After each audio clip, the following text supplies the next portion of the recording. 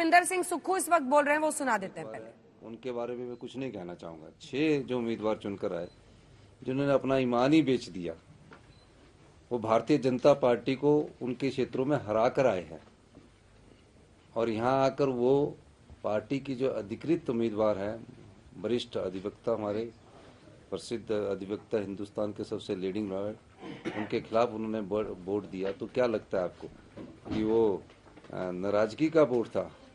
वो तो एक ही चीज़ का वोट होता है जिसकी जानकारी आपको मेरे से ज़्यादा होगी, जिस प्रकार की आप जानकारी रखते हैं। अब वो हिमाचल की संस्कृति में ऐसा नहीं था। हिमाचल की संस्कृति में जो जिस पार्टी से चुनकर आता था उसमें विरोधाभास रहता ही है, लेकिन जब वो चुनकर आए तो उन्होंने अपना वोट को बदला है, अपने ईमान को बेचा है। इससे आगे मैं क्या कहूँ, लेकिन मैं इतना कहना चाहता हूँ कि हिमाचल की जनता इस प्रकार की संस्कृति की आदी नहीं है। हिमाचल की जनता जानती है कि हमने कांग्रेस की सरकार को 5 साल चुनकर भेजा है, और जिस प्रकार से वो राजनीतिक दृष्टिकोण रखते हैं, उस दृष्टिकोण को हिमाचल की जनता पसंद नहीं करती। सर, जैसे कहा कि रात को डिनर भी हुआ, सुबह ब्रेकफास्ट भी हुआ, तो क्या सुबह तक एसेस नहीं कर पाए कि उनका नहीं, ऐसी बात नहीं है। लाइन ऑफ एक्शन क्या रहेगी? अब जब कोई ईमान अपना बेच दे तो उसमें हम क्या बोल सकते हैं? आगे क्या लाइन ऑफ एक्शन, आगे क्या रहेगा सर? देखिए, आगे कुछ लाइन ऑफ एक्शन नहीं है। 34 लोगों ने हमारे अपने ईमानदारी का परिचय दिया, तरह तरह के प्रलोभन उनको दिए। ऐसा नहीं है कि एक ही व्यक्ति को प्रलोभन मिला है। उन 34 आदमी में तरह तरह के प्रलोभन दिए, जिसकी कल्पना हिमाचल के नेता नहीं कर सकते। मैं ये कह सकता हूँ उसकी कल्पना हिमाचल के नेता नहीं कर सकते, लेकिन 34 आदमियों ने अपने चरित्र का भी परिचय दिया, अपनी नैतिकता का भी परिचय दिया, अपनी ईमानदारी का भी परिचय दिया, और आज 34 के 34 आदमी हमारे पास खड़े हैं।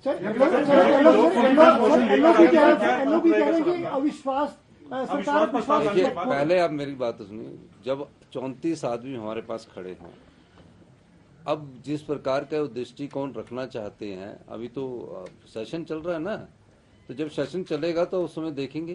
क्योंकि राज्यसभा में एक बात याद रखना, राज्यसभा की जो बात है, उन जो गे है उसमें से कई लोग, उनके परिवार के लोग उनसे पूछ रहे कि आपने ऐसा क्यों किया।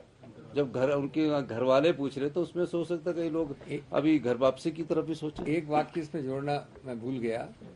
इन 9 में से कई ऐसे हैं, नाम नहीं लेना चाहता हूँ, जिन्होंने मेरे नामांकन पत्र में सिग्नेचर किया है और मुझे प्रस्तावित किया है।